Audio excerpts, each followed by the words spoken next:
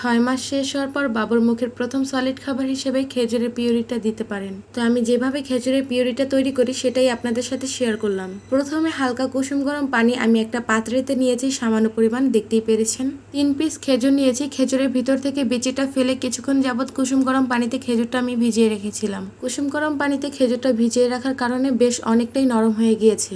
এখন হাত দিয়ে ভালোভাবে চটকিয়ে ম্যাশ করে নেব।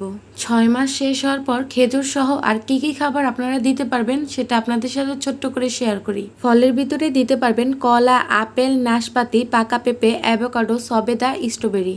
সবজির ভিতরে রয়েছে গাজর, মিষ্টি কুমড়া, মিষ্টি আলু, গোল আলু। তাছাড়া ভাতটা ভালোভাবে ম্যাশ করে সেটার পিউরি দিতে পারেন বা ভাতের মার সাথে অ্যাড করে দিতে পারেন, নর্মাল ভাতের মারও দিতে পারেন। এই তো খুবই ছোট্ট করে শেয়ার করলাম 6 মাস শেষ হওয়ার পর কি কি খাবার আপনারা চাইলে বেবিকে দিতে পারেন। বলতে বলতে আমার খেজুরের পিউরিটা অলমোস্ট তৈরি হয়ে গিয়েছে, সেটা ভিডিওতে দেখতে পেরেছেন।